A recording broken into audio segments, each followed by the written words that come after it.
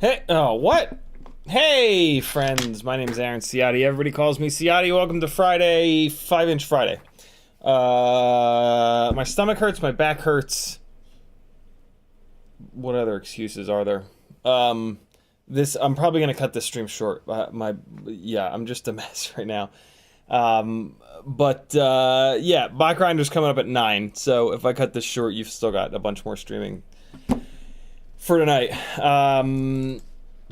That was a gig I did for the Georgia Bulldogs, and you guys got to see some smooths and raw. Hope you liked it. In the chat, Mick Mucus was first, C Bagsy was next, Freelojo, ScottFPV, FlushFPV, Robert G, Brandon Woodford, Northern Tier, Freelojo, Michael D, Jesse Garcia, Frank Nicholas, Daniel 1964, Gusto, Michael D again, FlushFPV, Mr. Blue Sky, Kiz Bartlett, Mr. Huggy rather, not Mr. Hugly, that doesn't make any sense. Slow Entropy is here. Kevin Sumner, C-Mac, Aircon, Papa Yoni. What's up, friends? Yeah. This is a Q&A stream. Ask any questions that you've got. We might do a little bit of work on the On the some of the for sale glides, maybe just one. We'll see. We'll see. I'm all hopped up on ibuprofen. Man, my stomach is just a mess. It's very annoying. I just realized I have a couple of Tiny Whoop batteries that need to get run down. So let's actually do that. Let's knock that out. Oh God. Let's just take care of that. Oh God. Oh, chocolate rain. Chocolate rain.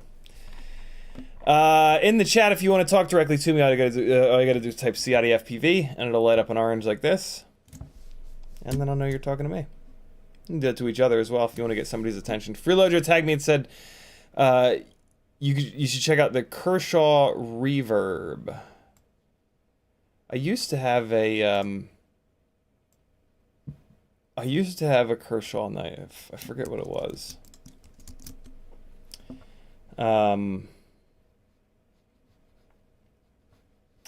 Like early on, I had a Kershaw, and then that's a funny shape. And then I graduated to way more expensive stuff. That's a wild looking shape. Michael D says, thoughts on a tiny lifter with the Flywoo Baby Nano 20 frame. Let's see. I'm assuming that's a 2-inch rig. Once you get to 2-inch, I wouldn't necessarily consider it a tiny lifter anymore. Now it's just like a quad. The tiny lifter name came from the fact that like you cannot possibly pick up an Insta360 Go 2 with anything smaller. Like literally, I tried to do it on a 65 rig and it just wouldn't do it. I don't know how you would mount the one of the issues is like how and where do you mount the Insta360 Go 2? On something like this, the problem that you're going to run into is, can I really not get a, oh my God, with the fucking pop-ups. What is this, 1902? You idiots, what are you doing? The problem with this rig is going to be, where do you mount the Insta360 Go 2? You're going to have a mount that pushes it. Wow, you can't get a bigger image than this, and then it just zooms into molecules, apparently. So yeah, like it looks like they've got a thing up on top here, dead center on top. But if you were to mount the Insta360 Go dead center up top here, you'd get a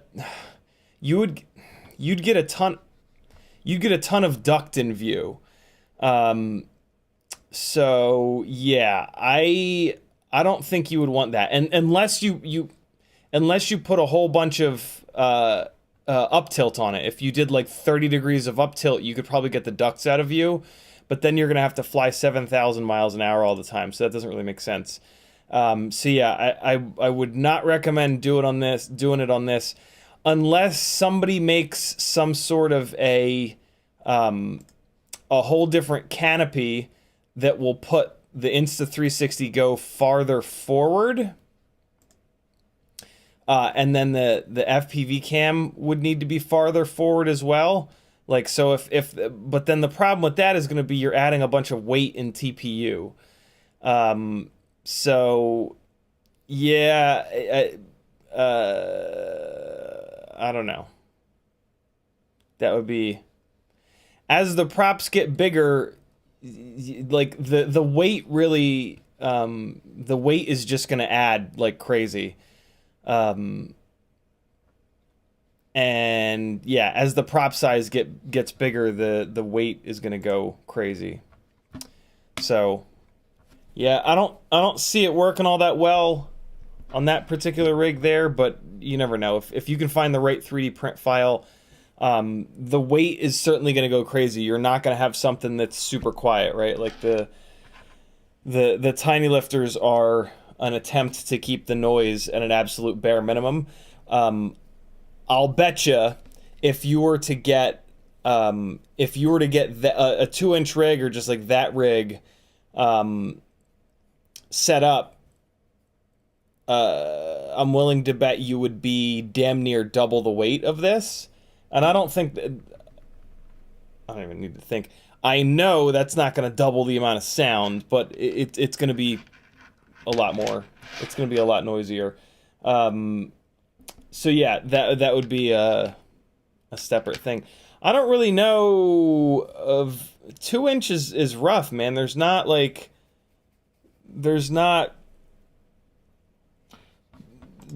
no 2-inch it's not no, but there are very few 2-inch frames, which is a shame because it would with a good 2-inch frame design, it could be a really good carrier for Insta360 Go 2 or the DJI 3 system. But I haven't really seen it. I haven't really seen anything that's designed to be lightweight. Everything that I've seen is like 80, 90, 100 plus grams. That shouldn't be. It shouldn't need to be that heavy. Like the tiny lifter gets the job done at, what is it, like 30 something grams? 38, 37 grams, right? So like, how is there not a 2-inch Insta360 Go carrying platform that's like 50 something grams, right? They're all like 80, 90, 100 plus. And then at that 80, 90, 100 grams, now you got to add a really heavy battery, right, to lift all that extra weight up. So now it goes absolutely bananas. So yeah, it's kind of crazy. It's kind of crazy. But I don't know. I wish the Insta360 Go 2 was more popular. I think that would have driven more frame designs, because the quality is certainly good enough. It's fucking amazing quality. Very weird. Man, this is not gonna be a good live stream. I just don't feel good. Like, my stomach just hurts, my ass hurts, my back hurts. So, fair warning. This might be a good one to skip. Kiz Bartlett says, hey. Thank God it's Friday. John Goblin says, some stay dry, others feel the pain with chocolate rain. Michael D says vanilla snow. Kiz Bartlett says, first you on ibuprofen and next is bot on the weed. Good job, Bardwell isn't streaming. We might see him banging on some coke to keep the evolution. Oh boy. Michael D says, good call. I was thinking of building a lifter on the Nano Baby 20. Thank you, Ciotti PayPal. You're certainly welcome. Michael D with a $10 PayPal. Thank you, brother. Thank you very much. Super cool of you. Hey, this is my full-time job. CiottiFPV.com has a bunch of ways you can support me. I'm not in the mood to shill real hard, but help me keep doing this full-time. If you like the content, want to see it keep going. Michael D also says the only other good option for a 2-inch lifter is the Meteor 85. Meteor 85 frame is super interesting. Unfortunately, there's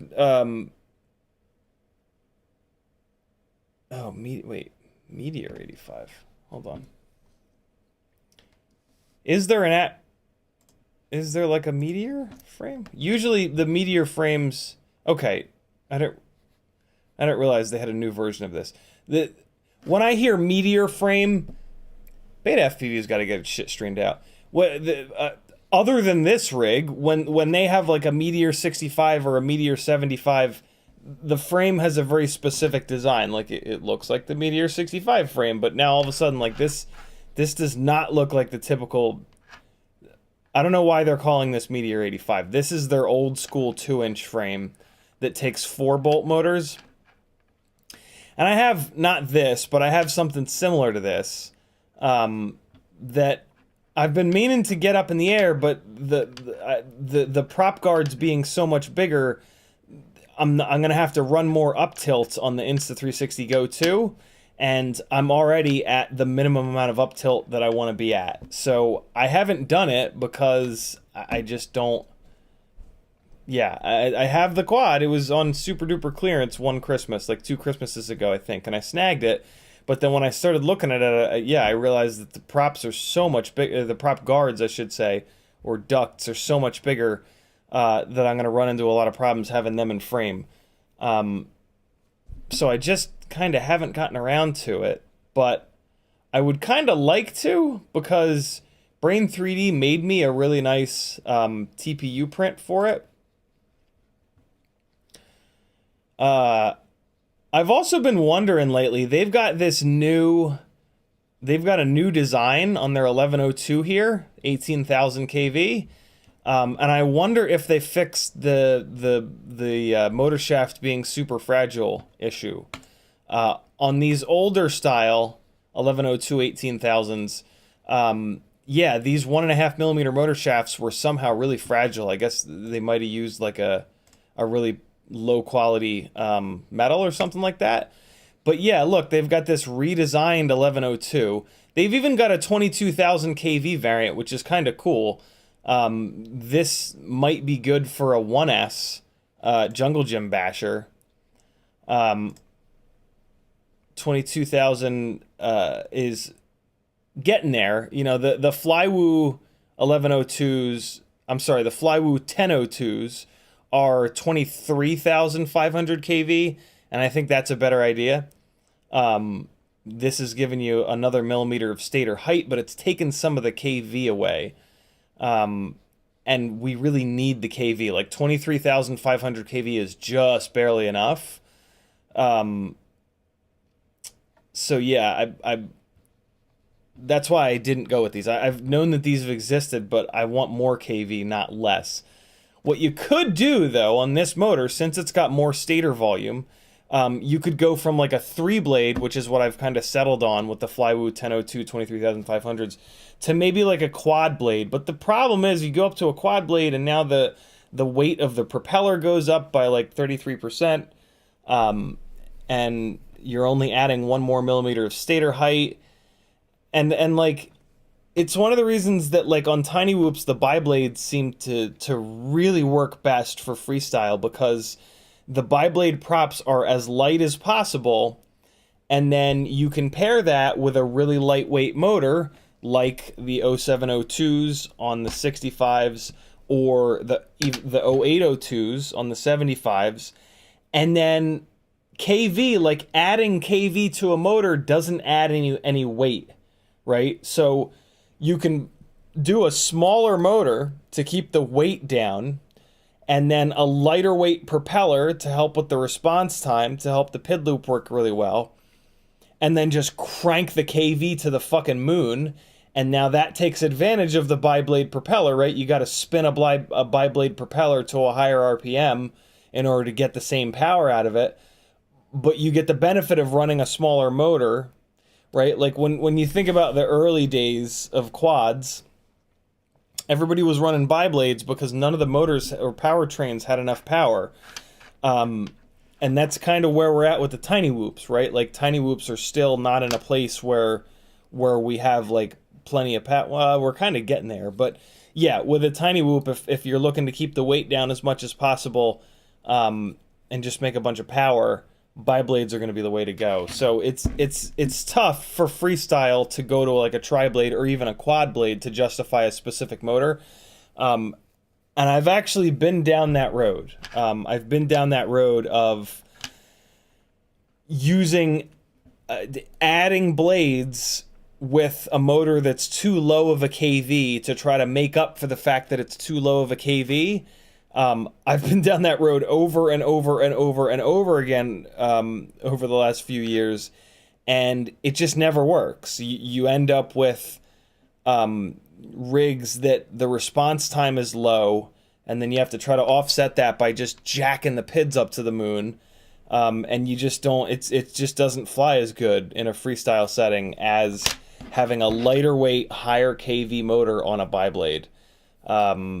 So yeah, that's kind of the magic of the last couple of rigs that I've built rather, is they're on bi-blades, which are nice and lightweight. The response time is rocking, so the flight performance is amazing. good thrust because we've now got a bunch of motors with crazy kV numbers on them. So yeah, going with a 3 or a 4 blade prop goes against that. And I will admit that I'm pretty impressed with the Flywoo 1002 23500s on the GemFan tri-blades, the brand new GemFan tri-blades. But I fly about a bunch of batteries on that rig, and then I grab this rig with the 802 27000s on the bi-blades, and it's night and day. Like, this is so much better. So yeah, it's interesting. It's interesting. It's you know, with 5-inch rigs, like, we have more power than we know what to do with. So we can get away with 3 blades and 4 blades and you know, high pitch and low pitch and all kinds of stuff. But tiny whoops are not quite there yet, in terms of like the powertrains. And I don't know if they'll ever get there, because like with these tiny little propellers, there's a huge decrease in efficiency, because because of the tip vortices. So I don't know, it feels lately like we're kind of hitting this point of diminishing returns, especially now with like 32,000 kV 702s and stuff like that. I don't think there'll be such big gains. I think it'll be much more subtle gains moving forward here, which is a good thing, because it means that we're, you know, getting close to like the ideal setup. And like when I look at how the flight performance of tiny whoops has changed over the last, like, let's say year,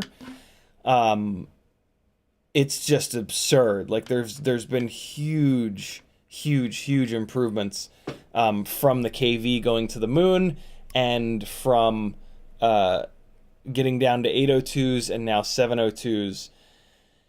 So yeah, we're in a, like, it's a good problem to have, right? Like it's a good problem to have that the low-hanging fruit has been picked off of the tree, and now the advancements are going to be harder to come by. And yeah, it makes sense, like when you look at how these things fly. Speaking of flying, let me discharge a couple of these batteries down real quick while I'm kind of thinking about it. Maybe flying around will settle my stomach down. I'm sure that it won't. But yeah, these two big batteries have been sitting here charged for days, and I hate doing that. The tiny whoop batteries are so kind of fragile, that yeah, you really want to try to charge them and then fly them. So we're gonna start off with the ultimate Bando Basher. Oh god. Oh boy, I'm hurting. The ultimate Jungle Gym Basher, I should say. The Mobula 7 1S with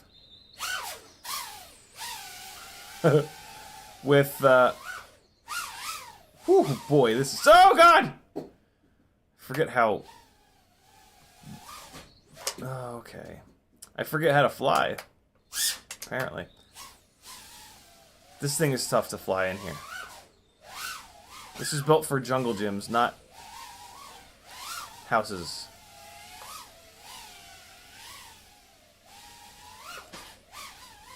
Easy!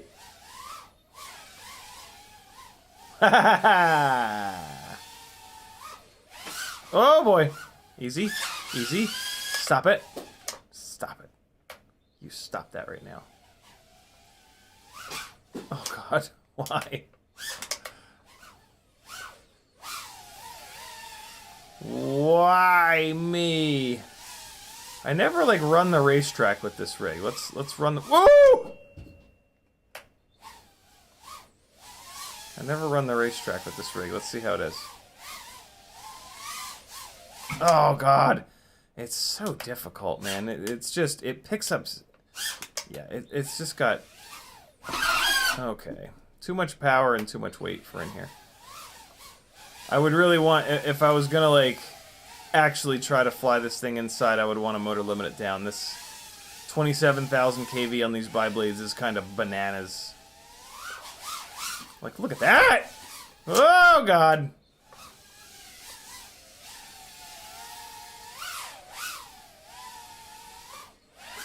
Like I love having a good thrust to weight ratio and all, but this is a bit much.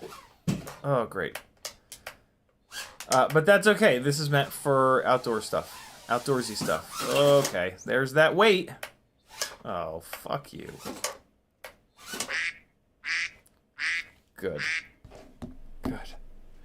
Everything made noise. Okay. Oh, God. All right, hold on. Get it out from behind the curtain. There we go. All right. Oh, God. Now, why me? Oh, fuck. I'm all jacked up on ibuprofen. It's not doing shit.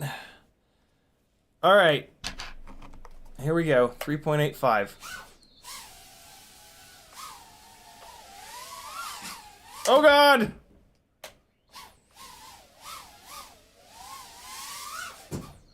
Oh, fart. Thank God these things are as durable as they are, Jesus. Ah! Tried to really throttle that one in there.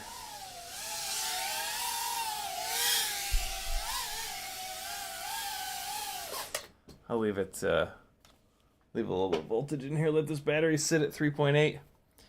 All right, so that's a 450 mAh battery. I also have these little Emax 300 mAh batteries that I have hand soldered BT 2.0 leads to, and they're a little bit better.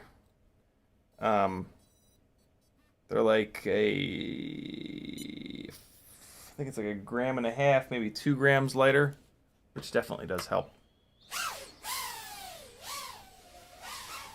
They have a lot less runtime, though. The 450 that I just had up in the air was a Weebleed 450, which has crazy runtime and power.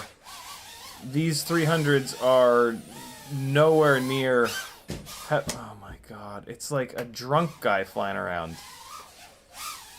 Yeah, these have nowhere near...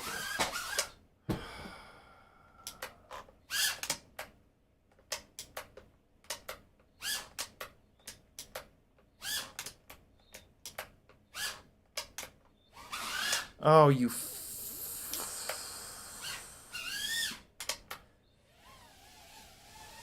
These have nowhere near the runtime or power, but they are lighter. Wow, that thing got really upset there. Oh, I bet you the battery is hanging off of it. I bet you I got a dangly boy. Hold on. Oh yeah, there's a dangly boy. Oh God. There's a dangly boy. It's kind of the problem with these 300 mAh batteries. They fit really loose in the battery tray, and if you crash just right, you'll eject them right out of there. Yeah, neither of the. I mean, these batteries were charged fully, but they've been sitting for a couple of days, so they sort of self-discharged a little bit. All right, so that's the 75. That's the Jungle Gym Bachelor. This is not a Jungle Gym in here, so go figure. It's not perfectly suited. Oh, for Christ's sakes! I gotta get that, or else I won't realize it. I won't remember it's there. Yeah, not meant for flying inside. Too heavy, too much power. This, on the other hand, is. This is a Ultimate Freestyle Tiny Whoop, but instead of 702s, this has 802 30,000 kV motors, the EXs, the really light ones from Tiny Whoop. They're still heavier than 702s, but they're lighter than standard 802s. Like I said, 30,000 kV, and then this actually has the HQ prototype tri-blades on it. So this is like kind of the most power you're going to get out of a 65 rig, which is kind of fun. Okay. I blipped the throttle and it just shut off. Okay, the battery's at 3.6. Interesting. I don't... Why? Why is the battery at 3.6? It was fully charged yesterday. What happened here? Bueller? Hold on. Let me put it on the cell checker real quick. 3.83. Well, I don't know. Apparently it discharged itself. Here's a battery that's at 4.02. All right, let's throw this one in here. These, all right, so I got 3 batteries here now.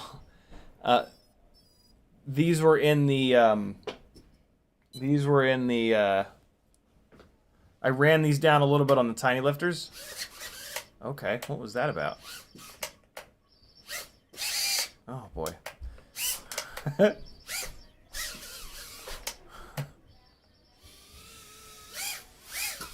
Wow, okay, so the hover point.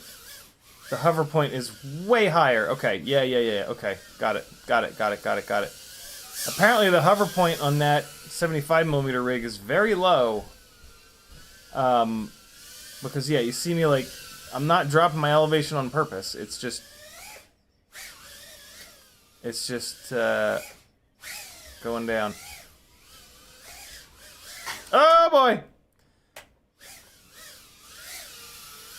Yeah, this is more like it. So, yeah, this is like a very powerful 65mm setup. Oh, this battery just shit the bed. I think I like the 702 rigs better than this. But this is fun. If you were flying in like a really big space, like if you work, if you're flying at work in like a big building, this would be a really cool build setup. But for ripping around the house, I don't know. It's a little on the heavy side. These HQ tri-blade prototypes are really good. They're, I don't know. I think they're maybe a little grippy for freestyle stuff. The racers absolutely love them. But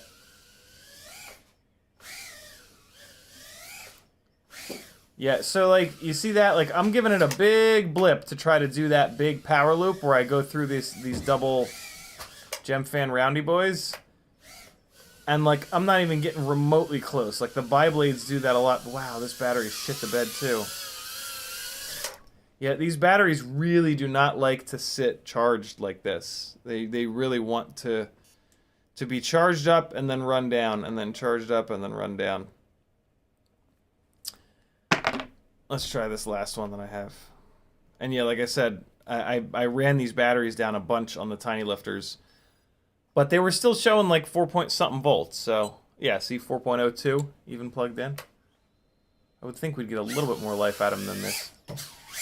Rejected. Okay. Oh my god.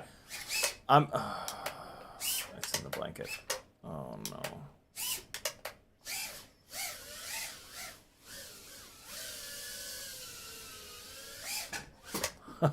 Shit.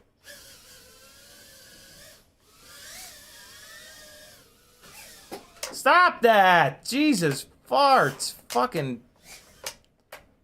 What is it? What even is this? Oh. Oh wow, it's under there. Oh, it's under there. Oh, we ain't getting out. Come on, man. I can't fly half... I can't fly half decent when my fucking back hurts, so I don't have to get up over and over again.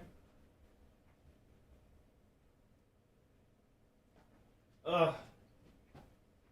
I'd be happy to just fly half decent, like, ever. That'd be nice, wouldn't it? Alright, this battery is shit in the bed anyway.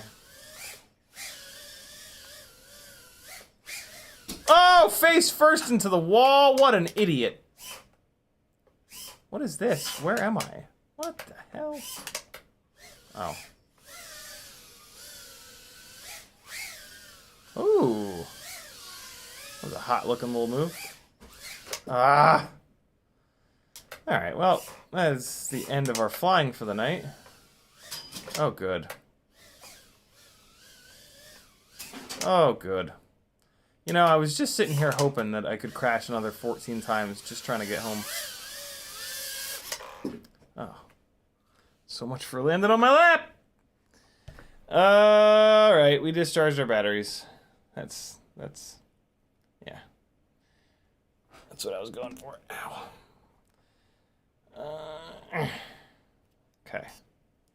We good. Batteries have been discharged. They can rest easy. What is this little situation I got going on here? I got red shrink wrap. What is this? What's happening here on this battery lead? 2 little pieces of red shrink wrap. I don't know. Whatever. So there you go. There's the 802 rig. It's significantly harder to fly. I will absolutely admit that the extra weight does certainly make it harder to fly, but it does have more power. It rips through batteries, though. My God, there's a big difference in runtime between the 802 and the 702 rig. It's like more than 30 seconds. It's kind of wild. But yeah, I mean, it's got to carry around that extra weight the entire time. So why wouldn't it? I was on. Hey, there we go. That's why the battery lead looked so weird, because this little thing fell off. I thought that this looked a little odd with like exposed kind of wires. I can just slide this guy back on.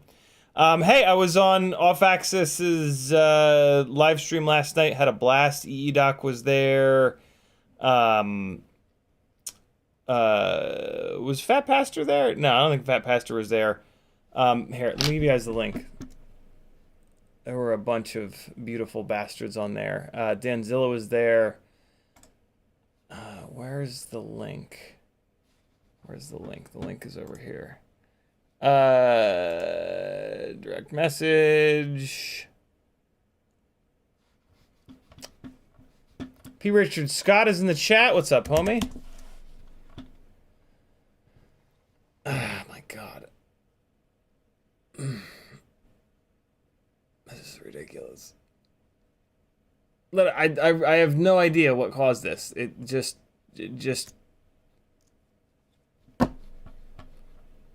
my back was just like, I'm mad at you. And here we are. Where is the goddamn link? Why can't I find it? What is happening? Why is it not in my history? It has to be in history. There it is. I found it. I found it. Here's the link, friends.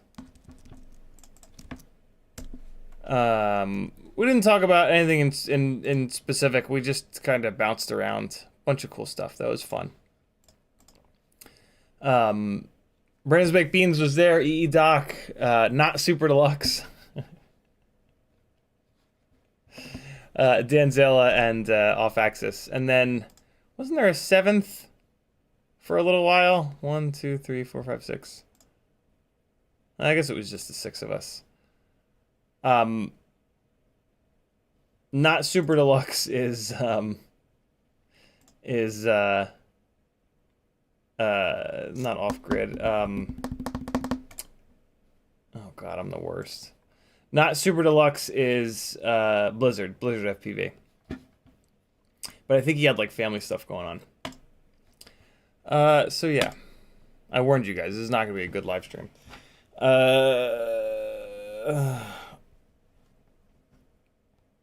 Hold on. I gotta shrink this shrimp wrap back on here. Here's how I shrink wrap. I take a lighter and I use it to get it hot. There's your educational content for this live stream. That's all I got for you, friends. There we go. All fixed. We fixed the tiny whoop. This is a nightmare. This is a nightmare. Let's get caught up on chat here. Whiskey says, you got to take care of number 1. Take the night off, man. It's a little too late for that. Off Axis says, thanks again for being on FPV Your World last night. My pleasure, brother. I had a blast. Espander says, hey. Felix Torres says, if you had a choice, HappyModel F4 5-amp AO, ELRS, or X12, absolutely no competition. The regular old HappyModel F4 5-amp it's the only AIO to buy at this point. The only possible reason to get the X12 is if you want to run like really big motors that need the bigger FETs. But I mean, even like 1002s and 1102s are completely fine on the 5-amp. The huge problem, the two big problems with the X12 are reliability, durability, and it doesn't fit in anything. Like you can't put it in any plastic frames other than the Mobula 7 V4. Luckily, the Mobula 7 V4 is a great frame, but yeah, the X12 is not durable. Mine blew up. My first one blew up after 10-ish batteries. I've heard from a lot of folks that theirs have shit the bed pretty quickly too. I have a second one that's been going probably 15 or 20 batteries and seems okay, although it has been starting to flake out already in the same way that my first one did before it died, so I don't have high hopes for it. But yeah, between those two AIOs, there's absolutely no competition. The HappyModel F4 5-amp is the only AIO to get at this point. Michael D located a HappyModel 85mm frame, grabbed two of them. Apologies, don't remember where I got them from. HappyModel 85mm frame, that's interesting. Huh. Espander says, I have two Mobula 6. Oh, fuck.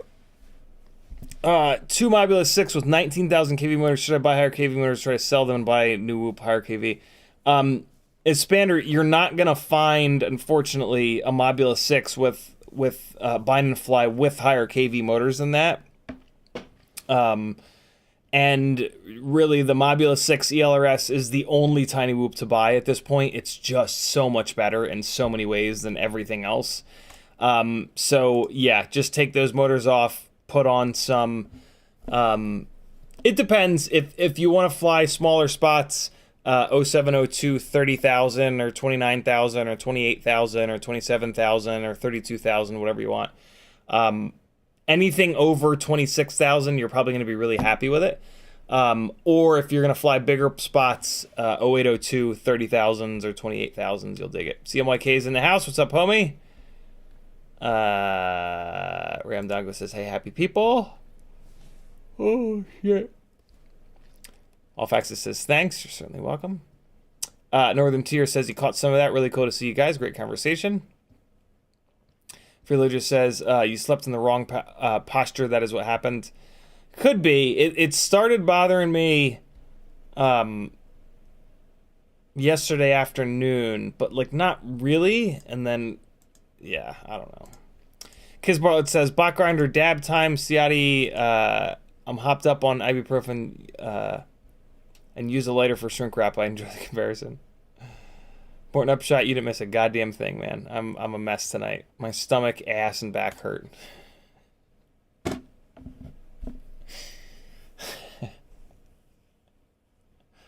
Is that too much information?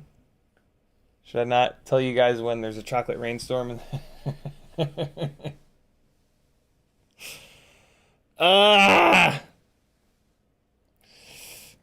Hey, you know what we haven't done for a while? In a while, we haven't looked through. You guys seemed to dig it when I did Hide Your Wallet Wednesday. There's a little while there where I didn't have any Tiny Whoop content for you. So we did Hide Your Wallet Wednesday, where I kind of pulled up some of the... Whoa, Geico. What the hell? How are you going to increase my shit $30 and not tell me? What are you doing? Fuck out of here with that. No. Nah, homie, don't play that. You're getting a phone call. You're getting a strongly worded letter, and I don't even care if you read it. And I don't care if they don't read it.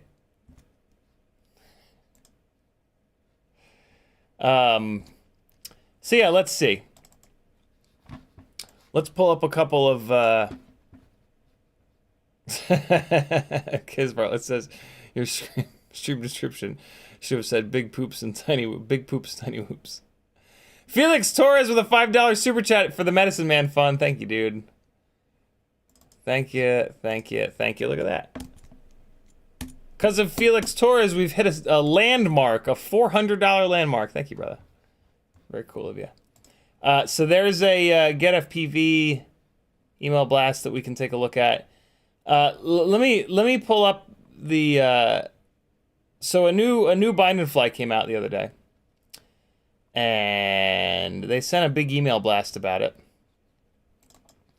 And I replied to the email blast with something that I don't know. I think the community might lose their minds over. See if you can figure out what it is. I'm gonna slowly scroll through this.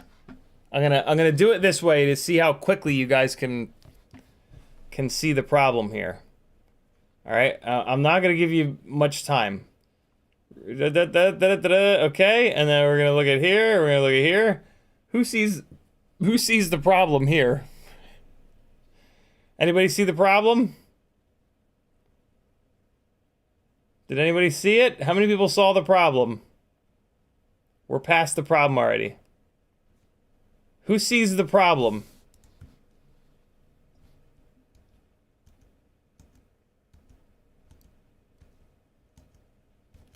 What the hell are you doing? How are you going to send an email out to thousands of wannabe engineers and some real engineers and say that your video system has 0 latency? Is it just me? Am I the only one that noticed that? Did anybody else in here notice that on their email blasts?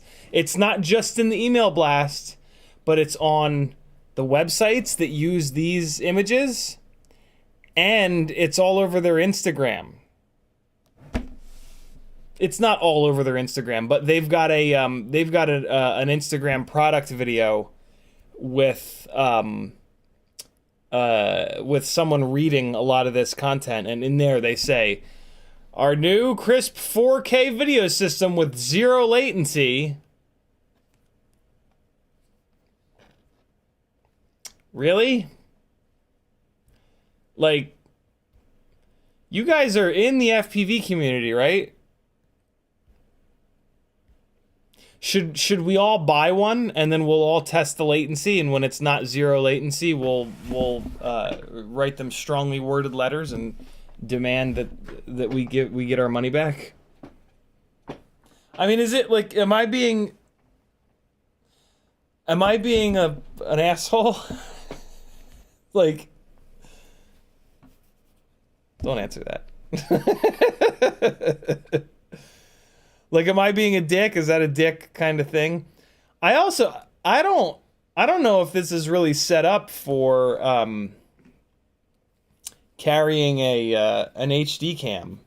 It's got this weird soft mounted setup here that's got the O3 air unit and the camera. But then, like, look at the top of this. Like, it's all M2. So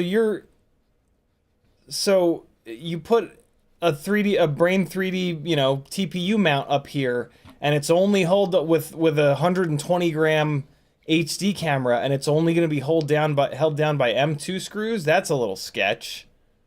Maybe these are M3s. I hope these are M3s. They don't look like it though. I mean, they are bigger than these, so maybe they are. But I don't know about that, man. I don't know about that. It is on 2004s, which I love. Freelojo with a $20 super chat. He says, had to for the Medicine Man. Thank you, dude. Very cool of you.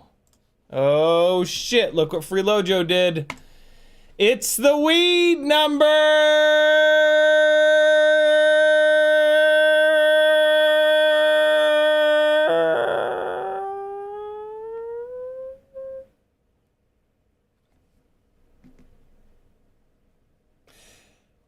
The greatest number in the world.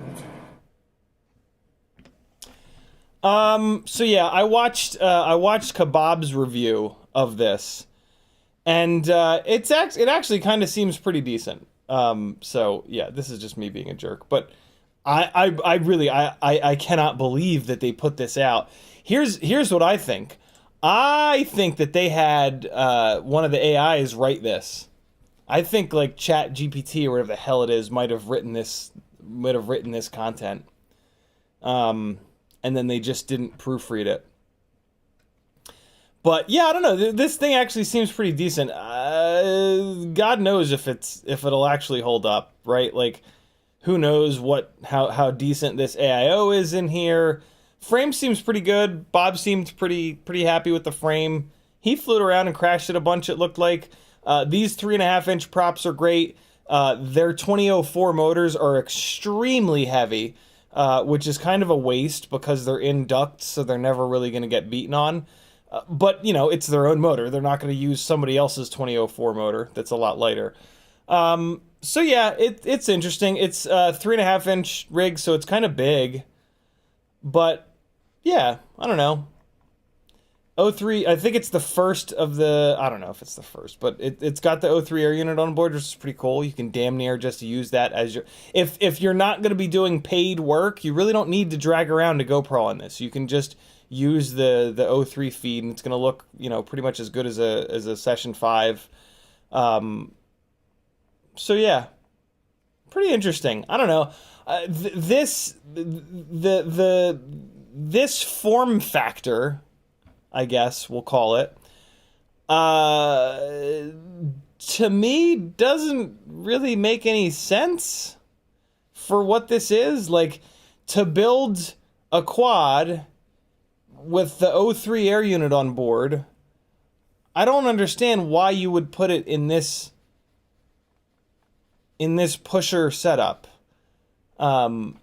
Like, this pusher setup really only makes sense for Cinewhoops that are designed to carry GoPros. Like, if you just want to build a rig to carry the O3 air unit, just build a school bus style rig and then include prop guards. You know what I mean? So I assume they did it just because everybody else is doing it. But yeah, that kind of confuses me a little bit. I love that it's 4S. I absolutely love that they didn't fully board the hype train and make it 6S. That's a huge deal. And it really means that whatever engineers worked on this to design it actually don't have their heads so far up their asses that they can taste their lunch from the previous... I don't know. So yeah, that's a really good thing that it's designed for 4S, because it's going to be better in every way running on 4S than the ones that are designed for 6S. So that's really cool. I'd be interested to see how strong it is. Although, I don't know, man. I just don't understand this form factor. I really don't know why you would build it like this.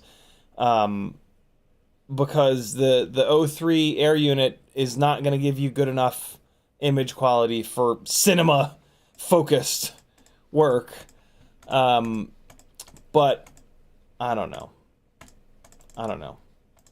I guess with it being set up like this, you can more comfortably just go fly around people, but don't, because it's a big, heavy 3.5-inch rig with, like, death props on it and practically no prop protection whatsoever. Like, if you hit somebody with this, you're going to cut them.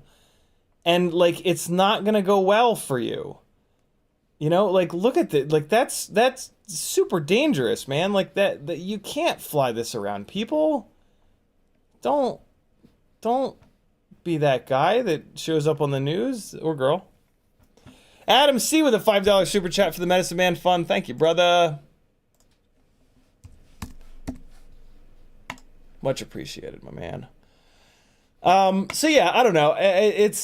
Like, I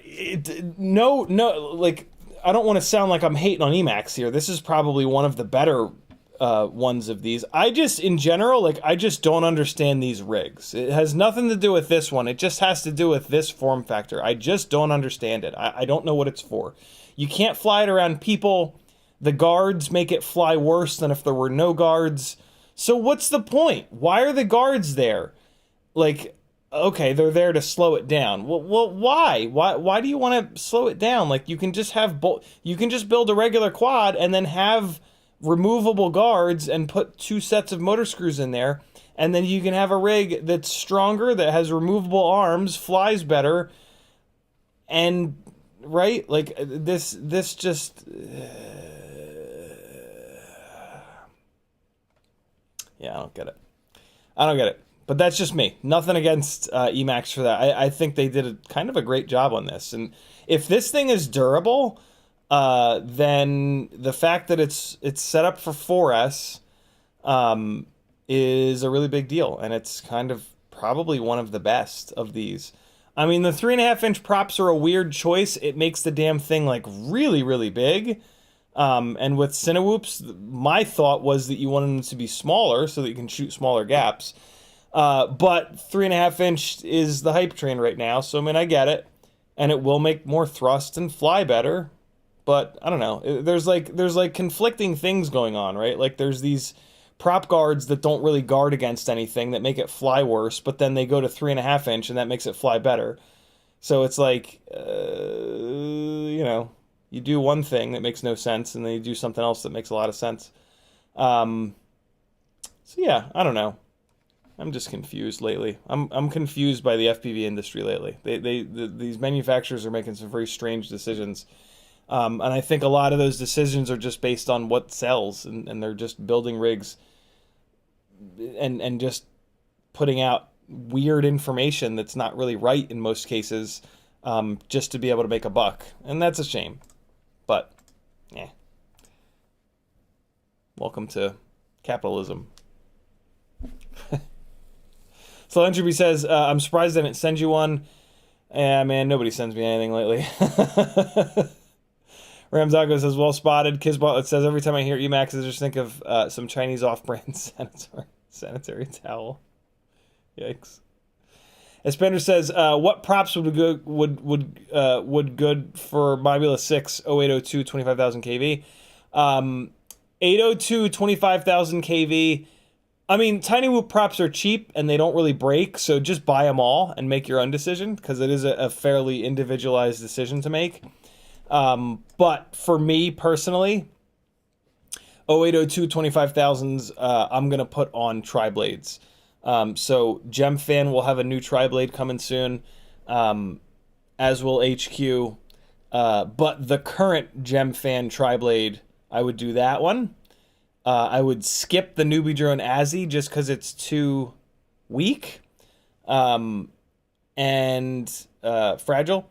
And then the HQ tri-blade, you're going to have to buy a drill bit and drill it out, which is just stupid. Just don't bother. So I would do GemFan tri-blades, but snag a set of GemFan bi-blades as well. You might like them. There's something on my ear. I'll just sit here and pick at it. Michael D says, the bot probably copied the zero latency from the CineHawk HD0 drone. Interesting. CineHawk HD0. Why would they be saying zero latency in that?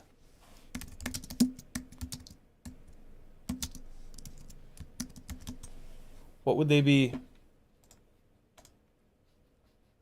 Why would they be saying that?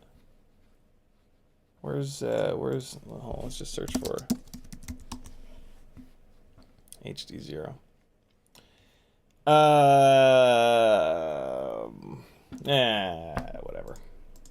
Whatever.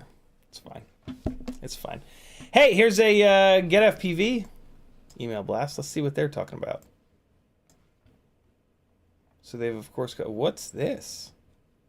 The Drift Dark Breeze. I don't know anything about wings. Let's get out of here. This DJI mic is a strange thing for them to sell, but I mean, go for it. Apparently it's pretty good. Apparently this DJI wireless mic setup is giving Rode a run for its money. Lumineer Zip V2. That's a weird size. 2006. Way too low of a KV. 18,000, 24,500. Although 2006, you're going to run that on a 4-inch prop, so maybe that KV is not too low on like a 4-inch tri-blade. Interesting. Lumineer motors have a reputation for being very fragile. This appears to be a T-mount 2006, which is a really strange decision. T-mount starts to rip the motor shaft off the bell, or the bell off the motor shaft, I should say, at about 2004. So I would absolutely never get a T-mount 2006. So yeah, I don't really understand that. 4-inch propellers. What's the selection of 4-inch propellers look like in terms of T-mount versus M5 by size? 4-inch. So all of the gem fans are going to be fine. They're all going to use T-mount. You can put these guys on there and rip that bell clean off the motor shaft. But then we've got a bunch of M5 mount only, some HQ T-mount, T-mount, T-mount, T-mount, and M5. So the propeller selection is certainly there. But yeah, and unless they've really figured out a way of getting this motor shaft like connected to the motor bell in a better way that any of the other manufacturers have, I would definitely stay away from these. And there's really no telling until you spend $100+, buy a set, and then have the bells and propellers rip off in flight. So I would stay away from these. T-mount, yeah, T-mount is not a good idea on anything bigger than 2004. And even on 2004s, T-mount is suspect. I mean, Christ, there are 1505 motors that have proven to be too much power for a T-mount. So yeah, 2006 T-mount is not a good idea. So I would stay away from those motors. Sorry, GetFPV.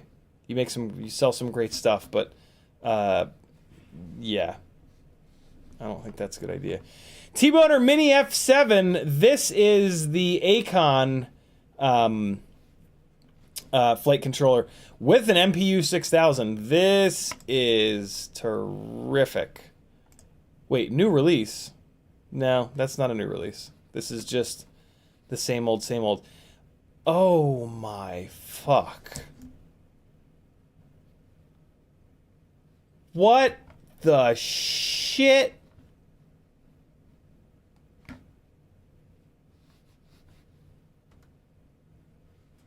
What?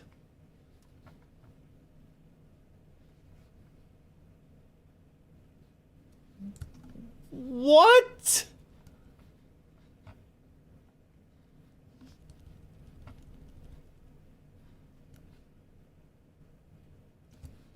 What?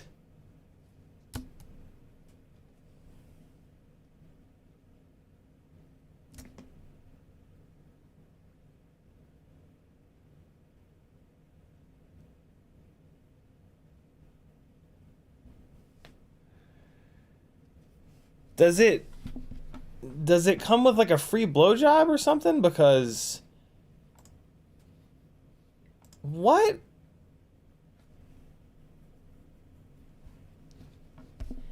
$85? Is this real life? What the hell?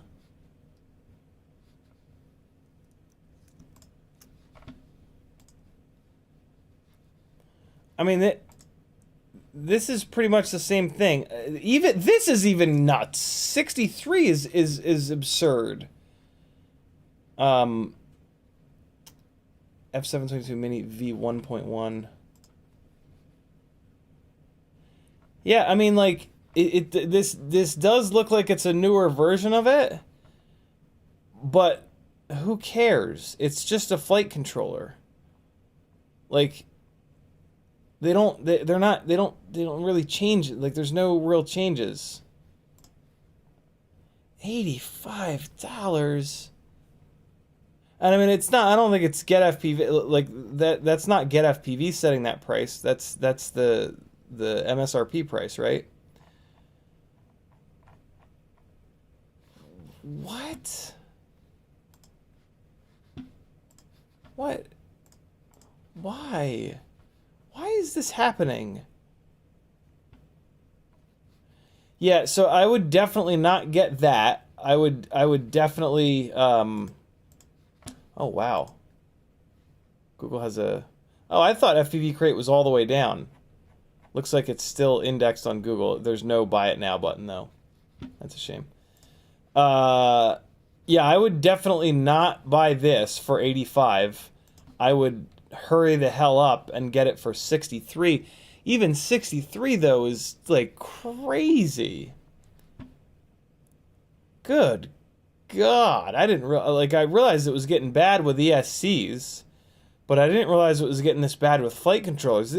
I feel like this flight controller used to be like 30 bucks. What the hell, man? This is ridiculous. 63 over at Fly High. Wow, man. Wow, 63 at Rotor. Look at Fly High coming up higher than Rotor Riot. Wow. Talk about a fucking SEO fail, Rotor Riot. Oh my God.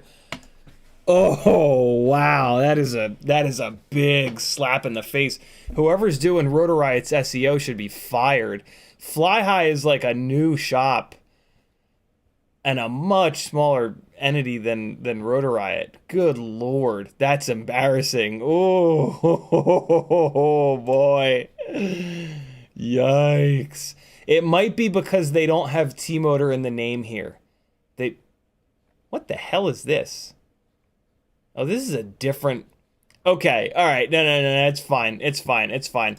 Okay, that's a different flight controller. That's a different flight controller. That's why... So the Fly High got them on exact match because...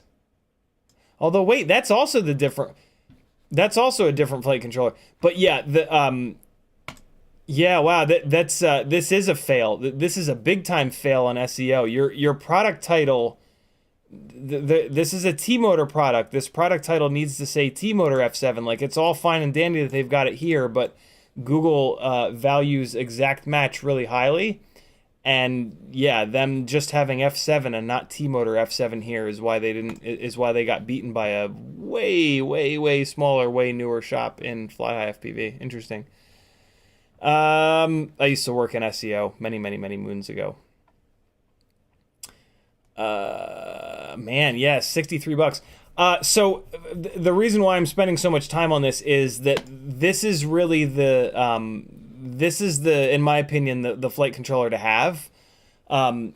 It's got, well, let's see, this $63 one, does it have an MPU 6000? No, it's got a BMI 270. Ah, okay, interesting. All right. So I guess that's why this is like the new version or whatever. It's because it has the MPU 6000. But here's the thing. The BMI 270 is a perfectly good gyro. It's not worth $85 just to get an MPU 6000 when for 63 bucks you can get the same flight controller with a BMI 270. The BMI 270 actually outperforms the MPU 6000 in both Spats and Rosser's testing. So, yeah, this flight controller right here, this T-Motor F722 Mini, in my opinion, is the best that there is. The only problem with it is that these pads are kind of small around the outside. Like, I will absolutely admit that these pads are itty-bitty. But, I mean, look, there's a lot of pads on there. Like, there's a lot of UARTs, and they don't have any pads on this side of the flight controller, which is kind of nice, because what that means is that you can mount this flight controller nice and low on your... if you're building the Glide, you can put it up front, mount it really low on the carbon. If you're building the rig with the ESC and then the flight controller on top, you can run this flight controller nice and low to the ESC. And that's nice. That's really nice for packaging. And then you've got all of your pads up on top. not only is that nice for packaging, like if you're trying to run slammed standoffs, but it's also really nice for serviceability.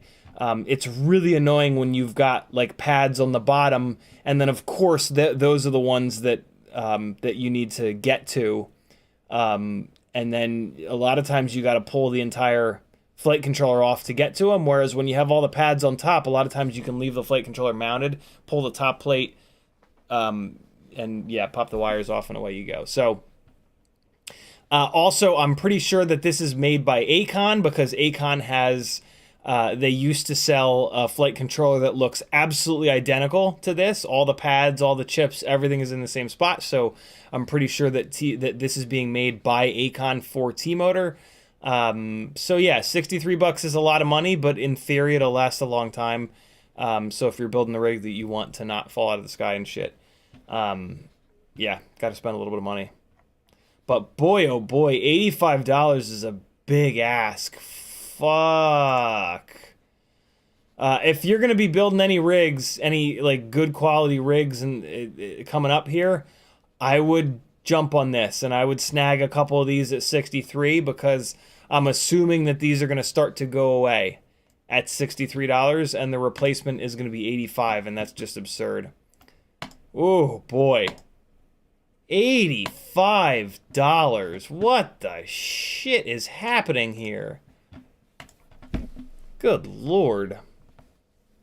Nice that it's got an MPU 6000, but not really necessary when the previous version had a BMI. Avada frame upgrade kit, go to hell. Lumineer adapter plates for O3 air unit. What's that do? Adapt it down to 20 by 20?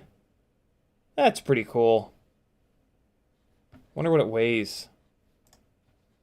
That's kind of interesting. $10, good price. Weight, 2.8 grams. That's not bad.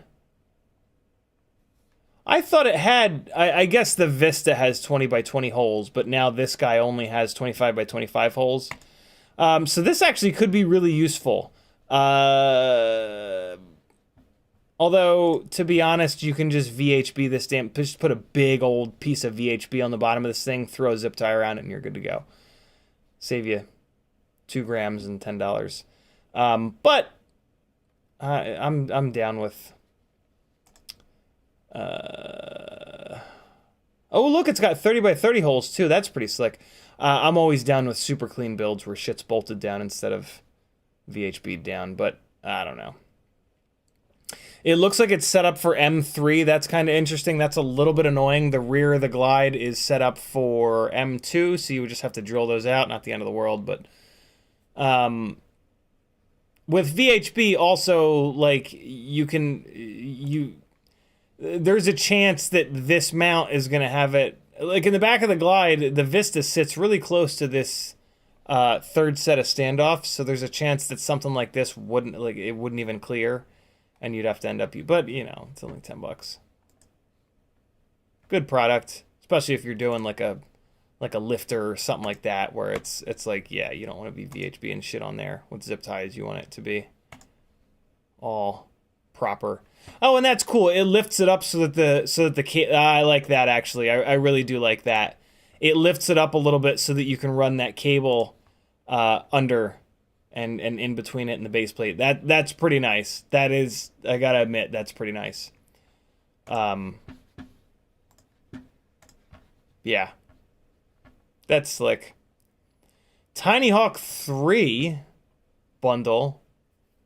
Probably a half decent way to get started. What's it cost? How much? $298.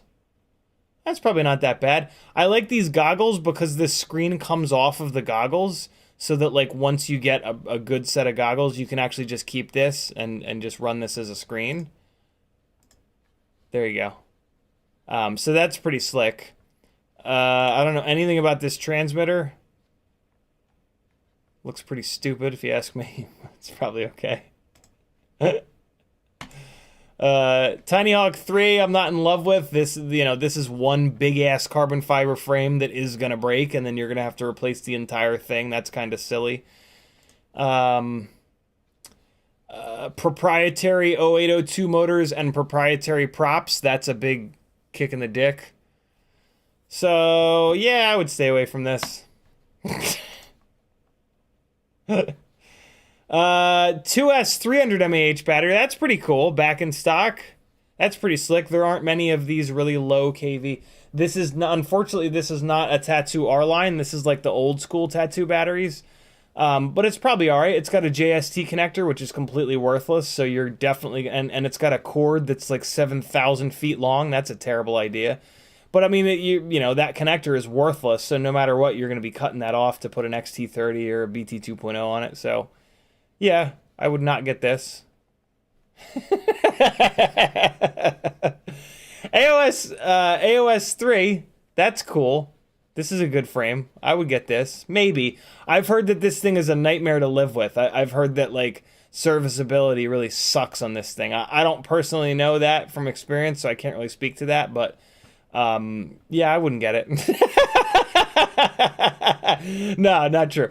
This is probably the best 3-inch freestyle frame that exists at the moment. It is awful heavy. Mainly because it's got an entire rear section for an entire rear 20x20 stack. So yeah, I would stay away. No, I don't know. I mean, if you want a heavier weight 3-inch rig, I mean, there really isn't much else. So if you're gonna build a 3-inch rig at the moment, I think this kind of might be the only option. Unfortunately, it's gonna be a pretty heavy build. I don't really see a way of keeping this under 250 grams with a good set of a really high power set of motors. Like, to keep this under 250 grams, which, I mean, if you're in the US, doesn't really matter anyway, so what the hell, who cares? But yeah, if sub 250 matters to you, it's going to be rough. It's going to be rough to keep this under sub 250. You're going to have to skimp on the motors and do like a 1404. But great frame design. Just, yeah, like I said, I don't know about the serviceability. I've heard that all of the AOSs are a bit of a nightmare in terms of serviceability, and I tend to be pretty picky about that because it just drives me insane. But yeah, you'll be able to turn your filters down really low. That's nice. HD0 Whoop light bundle, very cool. I still don't really know. I don't really know what this is for, other than like Tiny Whoop racing. It doesn't really make much sense to me for freestyle, because it's really not that much better than analog, and it's significantly heavier. But it's a hell of a piece of tech, that's for sure. If you've moved away from analog and you're only on HD0, it's great. But if you've still got analog goggles, I just don't see the point of a 4 grams of additional weight for just like the tiniest little bit of extra image quality. What I will say is that if you fly in an area that's terrible with multipathing, HD0 is going to be great. Digital, just in general, crushes multipathing. So, Rotor Riot Rampage last year, for example, in Micro Mayhem, basically, and I mean this year too, inside of a concrete cube with metal pipes everywhere, the multipathing is just horrendous. HD0 was amazing in there, as was DJI and Walk Snail and all that shit. But for like a really high performance Tiny Whoop, this ain't it. Like, the extra weight of this system is it's too much. But it's a hell of a piece of gear right here. And if you've got a set of HD0 goggles, yeah, you're buying this for sure. Because it just makes no sense not to take advantage of it. But it's not for me. Joshua Bardwell edition TX16X. This is probably one of the best radios that there is right now. It's not for me. This shape radio doesn't work with my big long fingers and weird hands. But if you've got normal sized human hands, this is probably one of the better transmitters, and it's a cool way to kind of support Joshua. This is an interesting ESC that I saw recently. I think it's like $100,000. So I mean, it's not for me, but yeah, 100 amps, 6 to 12S. Jesus, I didn't realize that. 6 to 12S, holy hell. Cinemania sale, that's interesting. $620 off, good lord. But that's probably like a $200,000 quad, so $620 off of 200 grand is, you know, only like 1% off, so that's not that much. $100 off this frame, but I think this frame is like $72,000, so, you know, that's not a great deal. But maybe it could be good. Cinelifter batteries, that's pretty cool. I've not had a good time. I've had a rough time with Lumineer batteries. Maybe these are better. Absolutely no idea. Look at this. What the hell is this about? 80 amp 5 to 12S BLA32 ESC. 80 amp, Jesus. Wow, you can't even run it on 4S. The minimum is 5S. That's interesting. BLA32. Interesting. It doesn't have any mounting holes. What do? You just VHB it down? That's the dumbest thing ever. What? There has to be mounting holes. Nope, no mounting holes. Is this an individual ESC? This is an individual ESC, isn't it? This is an individual ESC. I thought it was an all-in-one. Nope, there's only 3 pads on it. Yep. Motor pads, and then, wow, okay. That is an individual ESC for $70. Yikes. I gotta be honest though, on a Cinelifter, an individual ESCs might not be a bad idea. Because if one of them blows up, you just replace that one. The all-in-ones are like $250 and up. And good lord, if you blow up one channel on that AIO, I'm gonna light the building on fire. So this, I don't know if I would. I've never heard of Fly Color though. I don't know if I would trust an ESC made by potentially a no-name company. Maybe it is in the Cinelifter world. Maybe Fly Color is a good quality company, but yeah, I don't know about that. Look at this charger, 4-channel charger. That's pretty cool. EV Peak. I don't know anything about it. Lots of Emax stuff back in stock. There's their 450, made by GNB. 352S. Look at that. That's pretty cool. 2807 motor. Jesus. That's interesting. What's that motor cost? Tell me it's 25 bucks. Oh my god, $19. Yo! For a 2807. So the Emax Eco motors perform really well in a lot of the thrust testing. 2807 in 1700 kV could be the perfect motor for these for GemFan's new 5.5-inch propellers. And if it's only 20 bucks a motor, that's interesting, man. That's really interesting. Ooh, I'm kind of psyched up by this. 20 bucks per. Usually these big ass motors are like $10,000 each. It's crazy. Got to sell your house to get a set of 4. Can't afford a 5th one. You have to get a second job for that. Ooh. If it does feel weird running an eco motor on a big heavy rig like that, but damn, yo, 1700 kV 2807. Interesting. Let me get caught up with chat a little bit.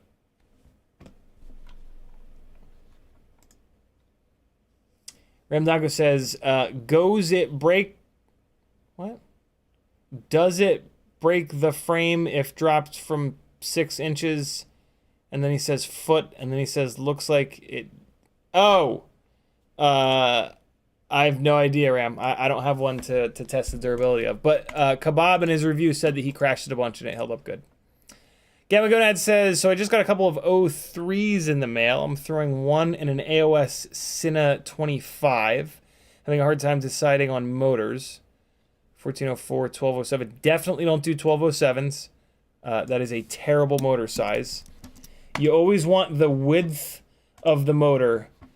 You want the stator width of the motor to be at least 3 times wider than the height. For a Cinewhoop, though, for a heavy lift-ish rig, you want to be closer to 4-to-1 or even 5-to-1 width to height. So a 1207, it's 12 wide and 7 tall. So that's less than a 2-to-1 ratio. That is a terrible ratio. That is a motor that's going to overheat all the time and give you really inconsistent performance. I didn't even realize that there was a 2.5-inch AOS frame. That's pretty cool. AOS Cine25. Look at that. That's pretty cool. What's it weigh, though? It needs to be lightweight for 2.5, for it to be a 2.5. Come on, Chris. Don't not have the weight. Please. Please. Oh, god damn it.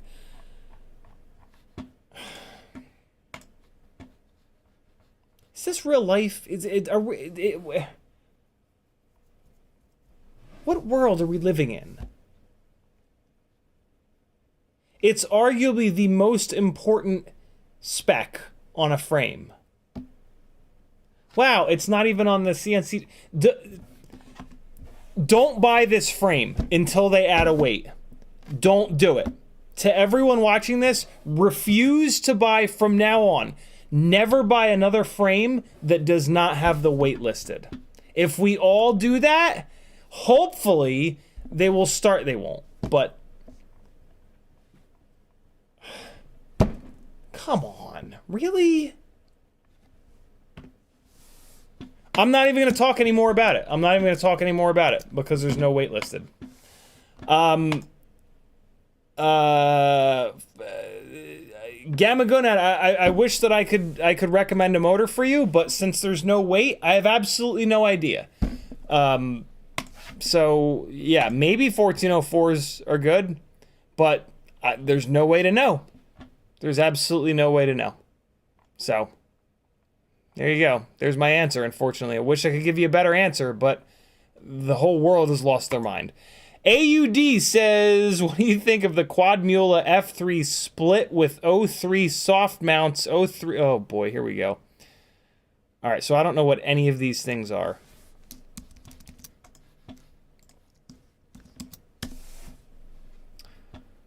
Qaudmula 03 Split.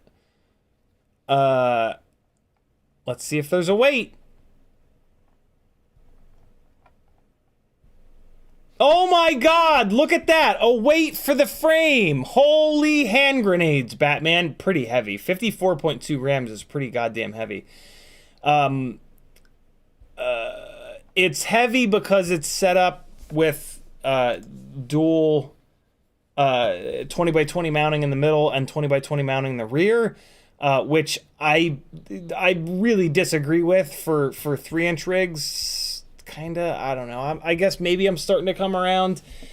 I don't know, man. This whole heavy 3-inch thing, but I don't know. It doesn't have. I wish it had more motor protection on the ends of the arms here.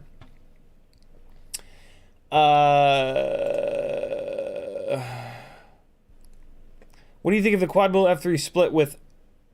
What are 03 soft mounts? I don't know what 03 soft mounts are. Odd. 03 air unit. So hopefully that'll fit in the rear end of this. I would definitely confirm that. Because the 03 air unit is brand new. 1604s... I don't know of any 1604s that are not notchy as hell. Oh, under 250? No way in hell. There's absolutely no way that that parts combination that you've spec'd out there will be under 250 grams.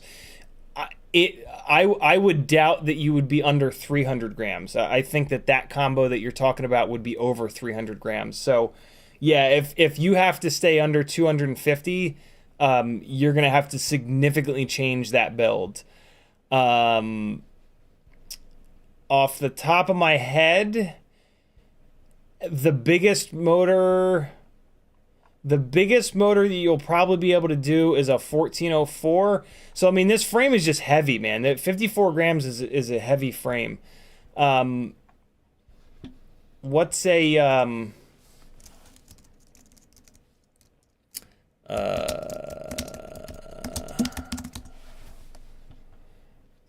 36.4? So that's Dshot air unit camera sensor wide. The camera module clear. Okay, so the camera module including the air unit is 36.4. So 36 and a half, 80, 6, 7, 8, 9, 10, 90 grams, call it 91 grams. So just the VTX and camera and frame are 91 grams. Now you're going to add motors. That's like, yeah, I mean, it's let me see here.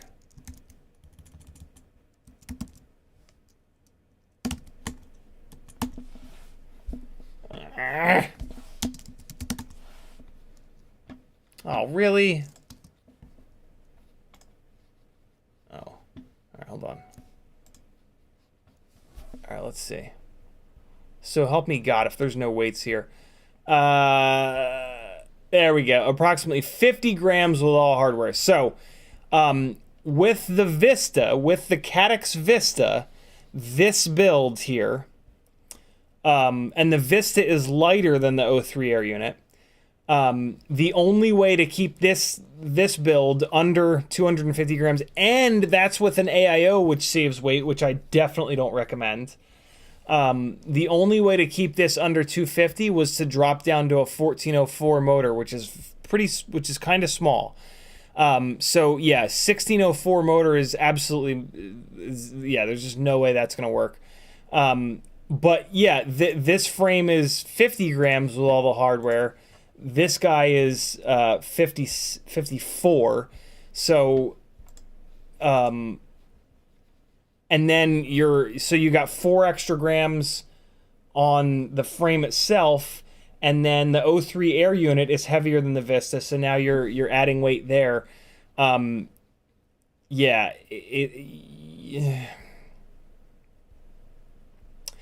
and you're gonna have to build it with an AIO, which is a nightmare. AIOs are just the worst. So yeah, if you really have to stay under 250, it's hard, man. It is really difficult to stay under 250. Also, you're speccing out a 4S850 mAh battery that's significantly heavier. This build was on a much lighter weight battery than that to keep it under 250. So yeah, you're gonna have to drop down on the battery size. It's tough, man. It's really tough to stay under 250 with all these new frames being so heavy.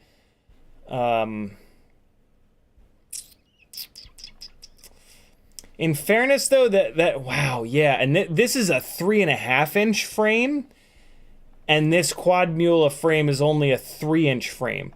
So this is 5 grams heavier, and it can only swing 3-inch props.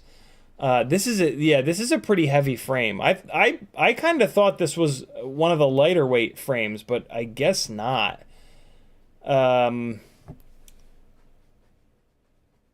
So yeah, I don't know. I don't know what to tell you, man. 3 inches is in a really weird place right now where there aren't many frame options. We used to have the BQE, the BQE. Oh, this is why this frame is so heavy, because they have press nuts everywhere. That's a really silly thing to do. Yeah, we used to have the BQE Ripsqueak frame, I mean, we used to have a bunch of frames. Well, hey, look, it will clear the O3 air unit.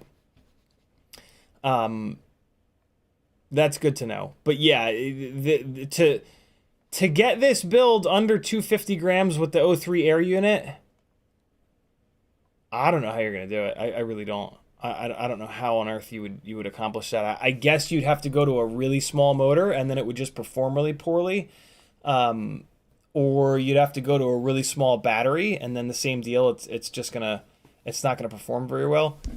Here's somebody that got one under 250 with an O3 air unit. This is a... I can't tell what the hell motors these are. What the hell are those motors? Are those T-motor? Is that the T-motor 1604? Surely it's not.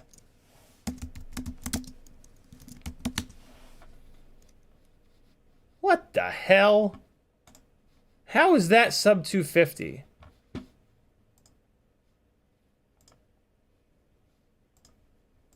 What is that? What the fuck? How light must this battery be? Jesus. That must be a really lightweight battery, I guess. I'll be damned. So it's an RDQ battery, and it's obviously 6S. Let's see. It's gonna be rough running that on 6S. It's gonna blow up. It's gonna blow ESC's sky high.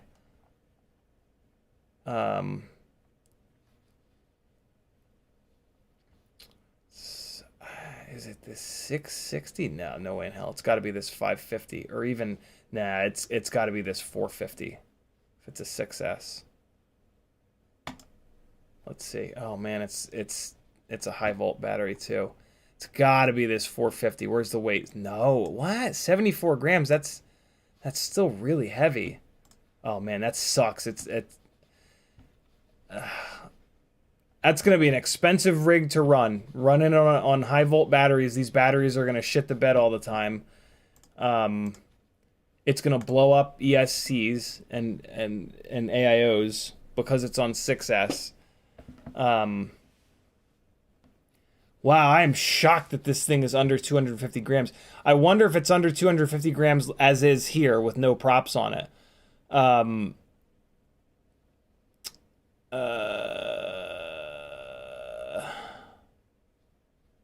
Huh. Well, man, I don't know. I mean, this actually looks like it has a full stack in it. That doesn't even look like an AIO. Wow, that's shocking. I'm super confused.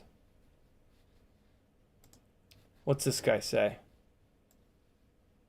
T-Motor Mini 45 amp stack. Yeah, that's a separate ESC and flight controller. T-Motor 1604.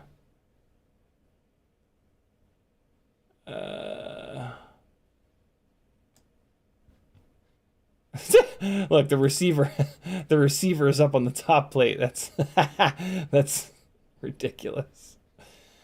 Wow. Yeah, here's another one that says it's under 250.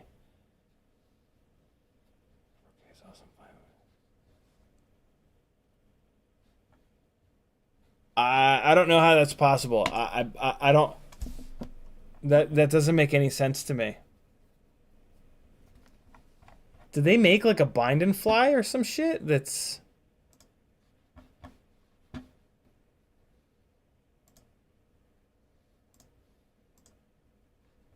Wow, I'm very confused.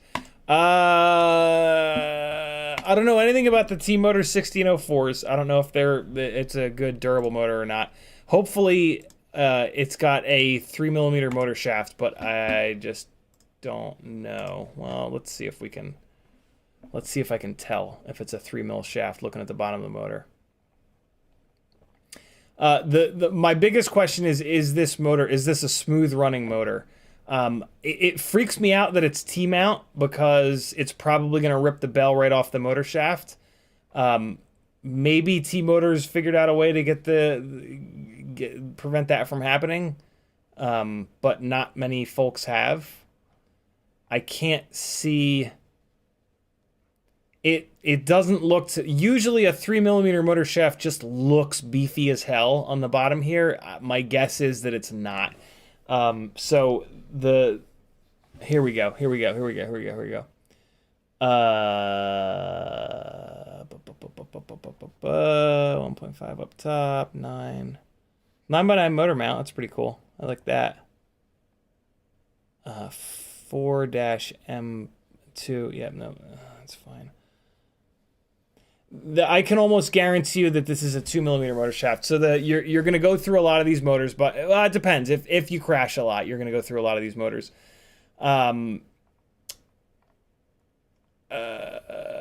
Running it on, I'm never going to recommend running it on 6S, but 3800 kV on 4S is really kind of not going to be enough. Well, it will be enough for a 3.5-inch prop, but that frame won't take a 3.5-inch prop. So that's why you saw that guy. That's why this one build is on quad blades, I'll bet you, because the kV is too low. And he's trying to make up for the lower kV by having quad blades on it, which sucks. These quad blades are terrible. They're super fragile, and I mean just quad blades in general aren't a great idea. This is on 1507s. That's going to be a nightmare. It's going to kill all your batteries, and they just don't fly right.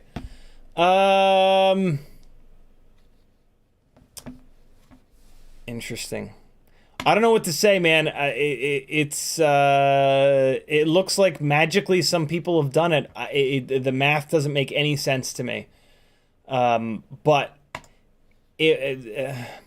my biggest issue is going to be the motors are going to be fragile. So if you crash a lot, you're going to be replacing a lot of motors. 6S is going to be really rough on this little tiny ESC. The fact that the batteries are high volt is going to be a nightmare. You're going to be going through batteries all the time. High volt batteries just suck. Like you charge and discharge them 10, 15 times and they usually will drop a cell, or just the internal resistances will go bananas. I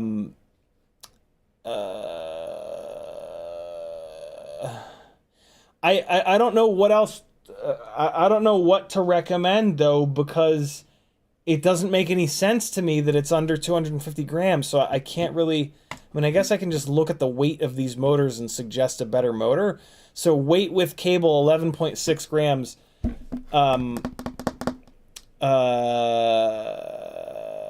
Well, they've discontinued all the damn motors on us.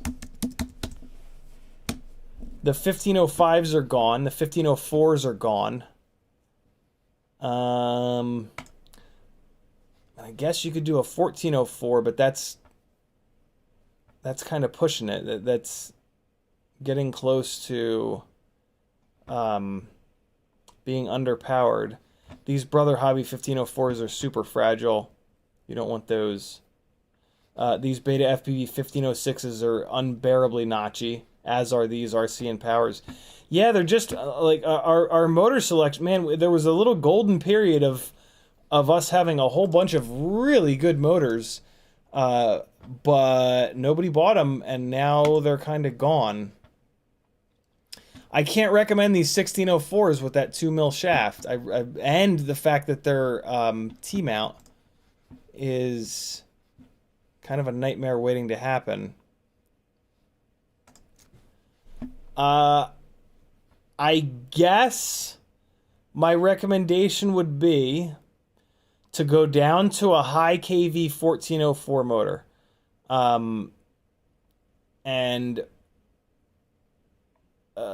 The best one seems to be the T motor here. Although there's an Axis for, yeah, so this is going to be my recommendation. This Axis 1404 4500 kV. Yeah, this is I think this is your best bet. Switch over to this motor. It also has a 2mm motor shaft, but it's going to lighten things up, and the motor is physically smaller.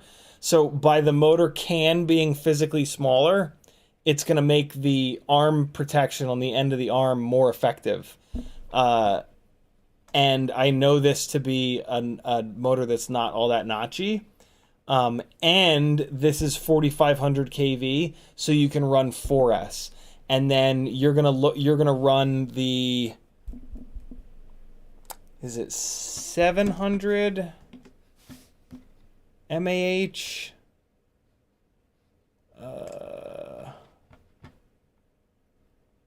What's that GNB battery? Is it a 900 and a 700? Is that what it is?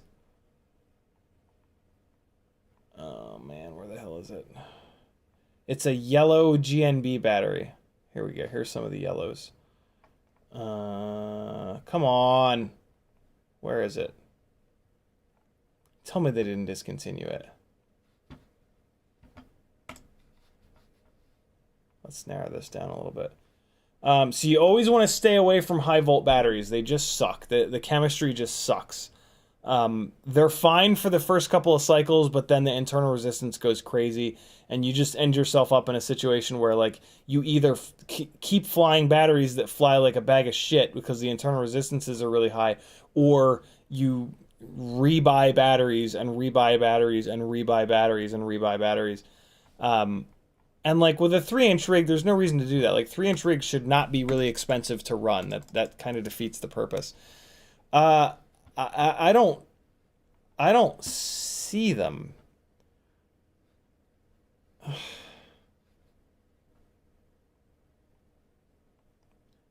Man, we used to have a couple of like really good combinations of parts, and they're just gone.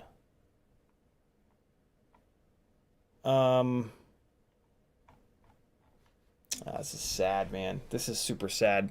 3-inch is in a bad place right now.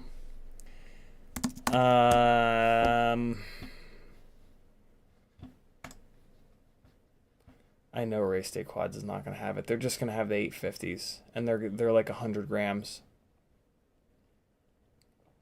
Ooh, they do have 650s. Look at that. 650 is a little too small, though. RDQ was making a... the weight is there, though, 60 grams. But this is a little too small. This battery is going to get really hot. They used to have, I think it was a 700 yellow label that was really good. And then they also had a 900. That's what it was. It was 700 and 900. Yeah, I think this is where you're going to want to go, is with the 4S 650s. And they're just going to get hot. But at least it's not a high volt. And the weight... What the hell? Why is this one 80 grams? This fat one's 80 grams, but then this long and skinny one, let me guess, it's a high volt. Son of a bitch. Yep. All right, I've probably completely confused you by now, but I myself am confused, if I'm completely honest with you. There is also a Tattoo R-Line 650, maybe not. No, there's not. No, there's not. Never mind. Well, that's going to be my recommendation is going to be to go to the Axis 1404 4500-ish kV motor. Hey, there it is. There's the R-Line 650. It's sold out. What's it weigh, though? 82 grams. Yeah. I would get each one. This is probably going to be a better battery, but it might be hard to find it in stock. So yeah, I would go to a 4S. I think you're going to have to go to a 4S 650 mAh battery. And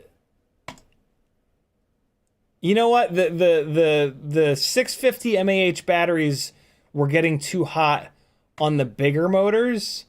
They might be okay. They might be completely fine, actually, on a 1404. So that's going to be my my recommendation for you, Alad. Sorry, we kind of wandered all over the place, but a lot of my favorite and a lot of the best performing 3-inch parts over the last, like, 3 years or so have just vanished.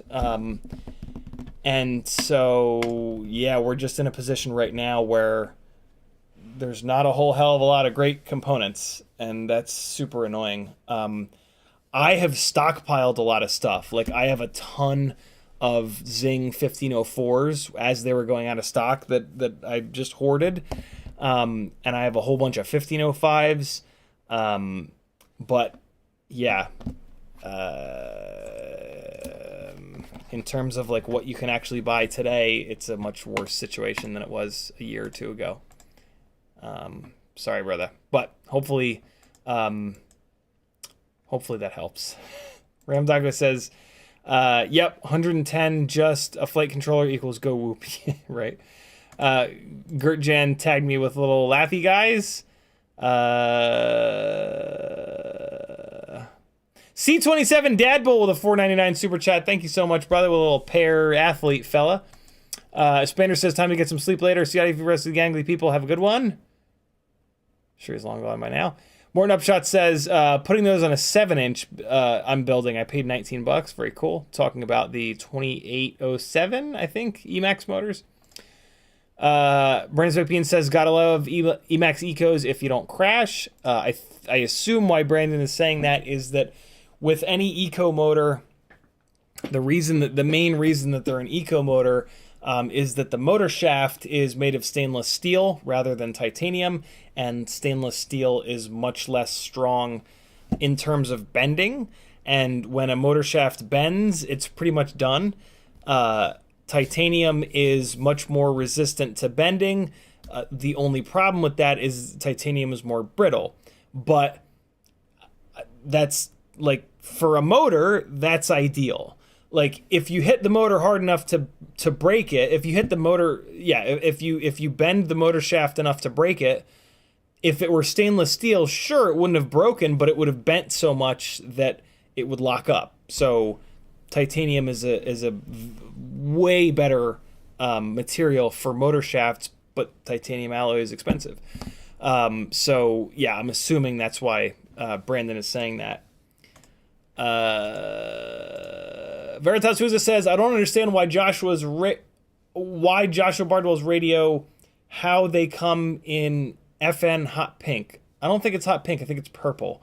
I can see girls coming up to me on my radio just because of the color. Not all girls like pink, Veritas Weasel. Freelojo says, I think that was the AOS 5 for DJI 03. I think that was the AOS 5 for DJI 03. What's that in reference to, Freelojo? That was at 820. It's 8. What? Is it really 857? What? How the hell is it 9 o'clock? What? Hold on. All right. I guess I got to go through chat at 7,000 miles an hour. Jesse Garcia says, only problem I have with the T-Motor F7 Minis is it doesn't power the receiver over USB, which can be a pain in the ass for a setup. That is kind of a pain in the ass for setup. Are there any 5-volt pads on it, though, that are powered by USB? Because then you can just pull your power lead off and put it onto one of the other pads. I will take that. Like, that is a small price to pay for a flight controller that's made by Acon. That's what I'll say. I will take that slight pain in the ass, and that is a pain in the ass, to be clear. I'll bet you there is another 5-volt pad somewhere on there, though, that does get power. Don't quote me on that, but I bet you there is a 5-volt pad that you can find that does get power via USB. Bust out that multimeter. Even if there isn't, though, I'll take that slight pain in the ass for a flight controller made by arguably the best company, which is Acon. Brazen says, with those O3 air unit adapters, I bet if there was interference with a standoff, you could reverse the adapter. That's an interesting idea. I thought the adapters seemed to be the same front to back, but I didn't really look at them too much, and now we only have a couple of minutes.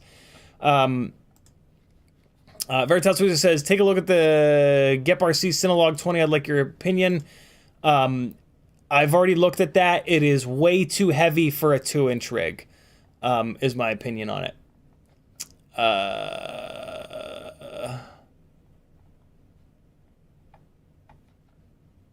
John Goldman says the only bonus to an MPU 6000 over BMI 270 is the ability to run Dshot 600. Why would Dshot 600 have anything to do with the gyro, John?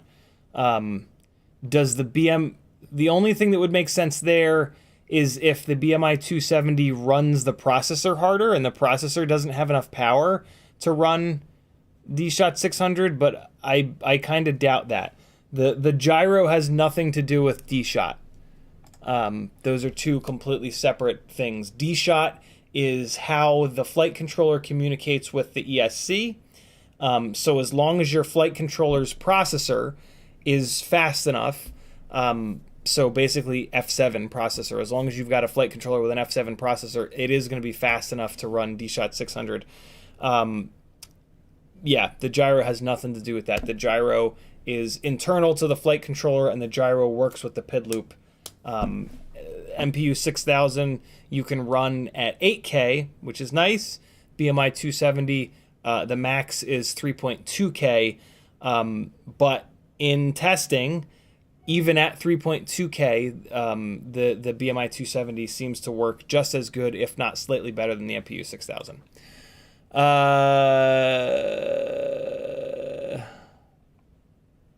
Okay. All right, cool. Now I can go downwards in chat and try to get caught up. Gamma Gonad says, already have it. Already have it. What were we talking about, Gamma? It's too late. CMYK says, what's the word on your gangly frame? I still haven't heard back from Ryan. I think he's just busy with family stuff. I just have to wait it out. Morton Upshot says, 2004 motors on the 3.5 inch. I'm building a similar analog rig, box spare parts, thinking 2004. 2004 motors on 3.5 inch props are great. It's a little bit wide of a motor for freestyle, though. The 2004 is more of a CineWhoop kind of motor. It'll work in a freestyle setting, but it doesn't really feel like a freestyle rig. So you'd be better off with like an 1804 or a 1505 if that still existed, or a 1404 or something like that. So yeah, 2004s are cool because they can do CineWhoop duty and they can do freestyle stuff, but they're much better suited for CineWhoop type of work. Basically, you end up with a rig where like the last 3/4 of the throttle does pretty much nothing. All of the throttle resolution is in the bottom and the middle, which is exactly what you want for a CineWhoop, which is why there's such a great CineWhoop motor. They will, but yeah, so there you go. Gamma Gunhead says, I already bought the Cine25, just weighed the frame and hardware 68 grams. Wow, that's heavy. Planning most to run 03 4K, but it also has built-in press nuts to run the Go2 off the bottom rear. That's pretty cool. CMYK says, this looks interesting. Catalyst drone, 3-inch, way too heavy. Way too heavy, way too much going on. So, like, living with that frame is a complete nightmare. Building it is a complete nightmare, and it's just heavy as hell. You can say that about all of the Catalyst frames, though. They're way too intricate, way too many parts, way too many pieces, nightmare to live with, and they're very heavy. So yeah, most people stay away from the Catalyst frames. Off-axis dropping the CiottiFPV.com link. Thank you, brother. Michael Hill says, do you still like the X-Nova 1804 motors? I've been out for a little while. Yeah, I mean, at this point, oh Christ, are they even still sold? I mean, with the 1504s and the 1505s all going away, even when they were still available, the X-Nova 1804s were still my favorite motors. Mainly because they've got the 3mm motor shaft. Yeah, it looks like Pyrodrone's still selling them. Yeah. These guys in 3500 kV are about as good as it gets. I have yet to find a micro motor better than these. The only problem with these is the M5 mount, but I'm pretty sure that they came out with them in T-mount. The problem with them in T-mount is that they're going to try to rip the bell off the shaft. So I would still get them in M5 mount, and then you can run all of the GemFan props. So yeah, they do exist in T-mount, but they're going to be more fragile. So yeah, you got to look at what propellers that you want to run for these, and it is a big motor, and it is a little bit of a heavier motor, but my God, these motors in M5 mount, these guys right here, they are something really special. It's a really special motor, incredibly durable. Block grinder's on. Go get you some block grinder. I'm gonna go lay motionless, and we didn't do any work on the on this rig. Here, hold on. I hate when I do this, but the plan tonight was to solder up something. This flight controller is ready to go. These 3-4 sail glide analog rigs are pretty much ready to go.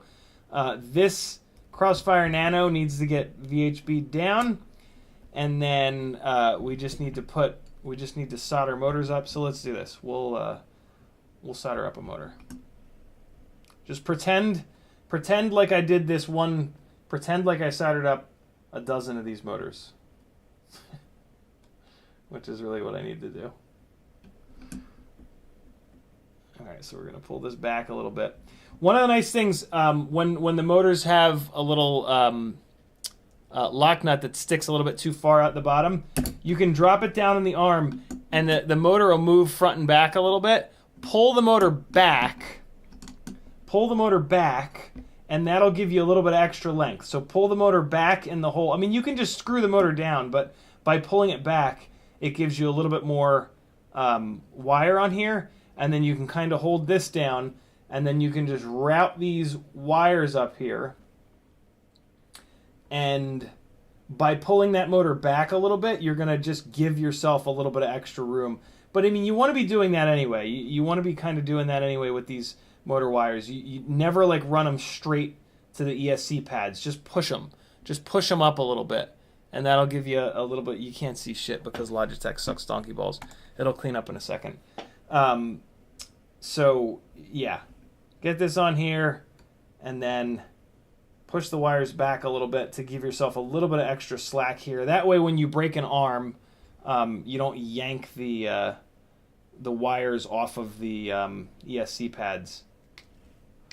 So I always run that first one at like a 90-degree angle, and then the other ones here I run at like a 45-degree angle.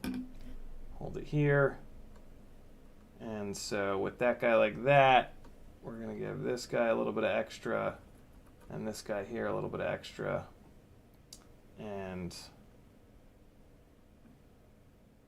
yeah, just let those guys up there. I'm not going to do this now. I'm hungry and my back hurts. Pretend like I just did that. Cut them down, strip them, and solder them on there. Look, we did something.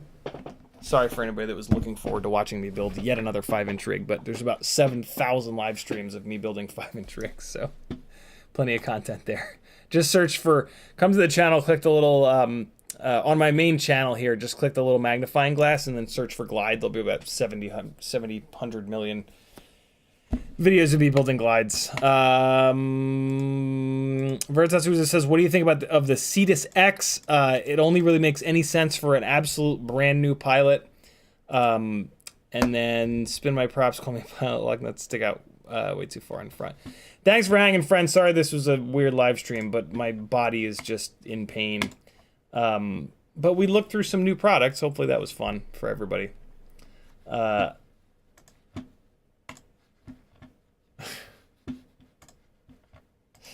Be good, friends. Here's some more flying from something, somewhere, at some point.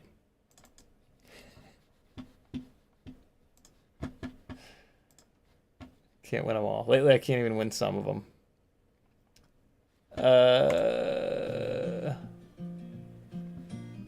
That's not a good song. No.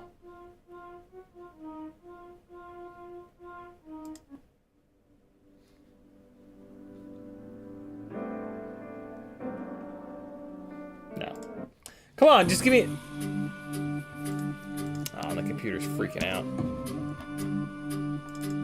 Maybe unstabilized footage. No, this footage already played. Let's try this one.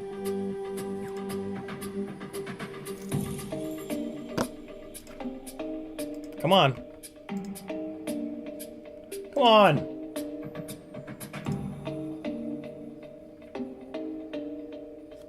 This is just the inside of the building. Hold on.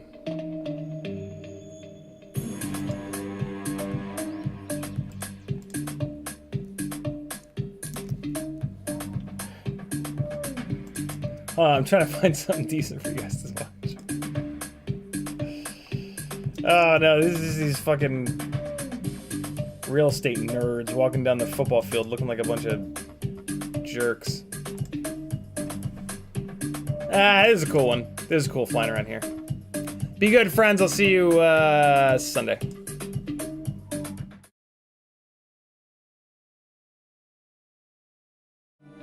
Shit, hold on. There we go. Later, guys.